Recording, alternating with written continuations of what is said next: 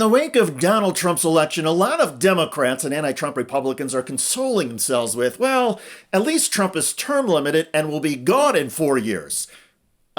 Maybe not.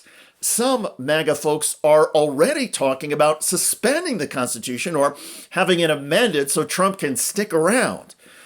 In this election, polls showed that perceptions about the economy gave Trump the victory, but conservative Trey Gowdy and Fox News insist Trump won because of the criminal cases against him and because of the prosecutors. Keep talking. Keep doing it. That's exactly why you got hammered on Tuesday night. Keep doing that. Keep using our justice system as a political weapon. And he may, who knows, they may amend the Constitution and let him serve a third term. We may get a supermajority in the House and the Senate if these coastal elite liberals continue their thought process when it comes to our justice system. Sure, because equal justice under the law is a subversive concept of Democrats and coastal elites. The fact is, Donald Trump was indicted by grand juries comprised of regular citizens who looked at the evidence, the facts, and the law, and determined there was a better than even chance Donald Trump broke the law. And in the only case to go to trial so far, a jury of Trump's peers in New York convicted him on 34 charges after finding Trump guilty beyond a reasonable doubt. So to just wipe away all of that alleged criminality would be unprecedented. And one Democrat, House lawmaker Dan Goldman of New York, says winding down the cases would be a travesty of justice. Truly shameful that Donald Trump appears, at least right now, to be avoiding accountability for the crimes that a grand jury charged him of. I'm sick and tired of hearing Republicans project that in any way, shape, or form, the Biden DOJ weaponized itself against Republicans. This is the same DOJ that charged and convicted the president's son. Don't tell me about weaponization of the DOJ when Donald Trump tried it over and over again and has already announced that he will do it again. I can tell you, Rev, that we will not take this sitting down.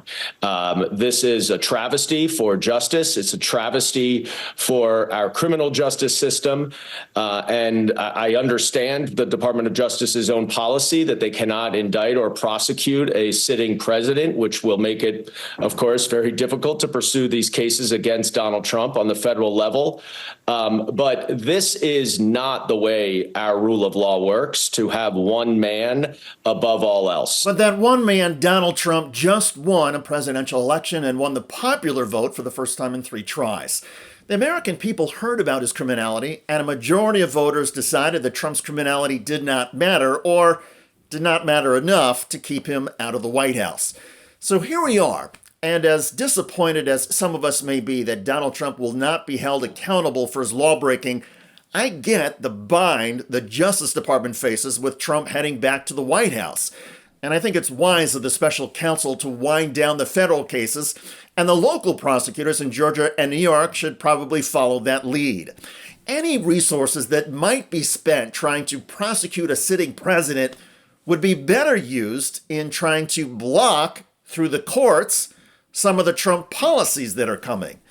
And let's take the Trump deportation plans, for example. Donald Trump wants to arrest and deport more than 15 million migrants in America. Could this be done in accordance with constitutional rights or even with basic humanity? Well, the incoming Trump administration does not seem to care. The transition team just announced that longtime Trump aide Stephen Miller will serve as Deputy Chief of Staff for Policy. Miller has long supported extreme anti-immigration policies, and his rhetoric thrills white nationalists. America is for Americans and Americans only. You have 2 policy objectives that you proceed with utter determination on. Seal the border, no illegals in, everyone here goes out. That's very straightforward. You would establish large-scale staging grounds for removal flights. So you grab illegal immigrants and then you move them to the staging grounds, and that's where the planes are waiting for federal law enforcement to then move those illegals home. You deputize the National Guard to carry out immigration enforcement. You simply deputize the National Guard and remove people with no due process or court hearing. Again, there is a strong argument that such a process would run afoul of the Constitution. Now, to be clear, Donald Trump and his cronies have never seemed to care about the Constitution, so it's difficult to imagine they will feel limited now. But keep in mind that deporting even 1 million people would cost hundreds of billions of dollars. Also, if you count up all local and federal law enforcement officers, the total in the United States is about 800,000. So even if every law enforcement officer could stop what they're doing right now and arrest and deport one migrant, it still would not be enough. And when you consider that most successful police departments prefer to carry out arrests with a ratio of 5 officers for every 1 suspect being targeted, well, you can see how the math does not work out for mass deportations. Nonetheless, Donald Trump and his team believe they have a mandate. So America is headed into uncharted waters. And the immigrant roundup and deportation camps may be just the beginning.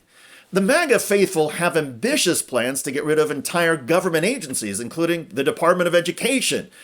And that department, by the way, funds all special education programs and special needs plans in public schools and public colleges in all 50 states.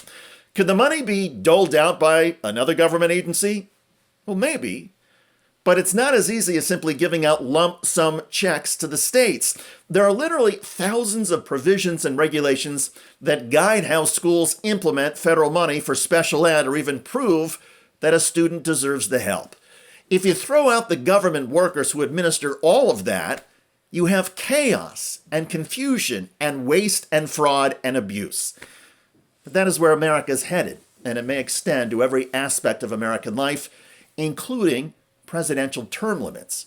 Changes to everything seem to be on the table, and for a lot of the MAGA extremists, the constitutional guardrails do not exist or do not matter. By the way, the federal banking system in the United States has just given Donald Trump the middle finger over his economic plans. Check out that video at the link below. I'm David Shuster. Thanks for joining us.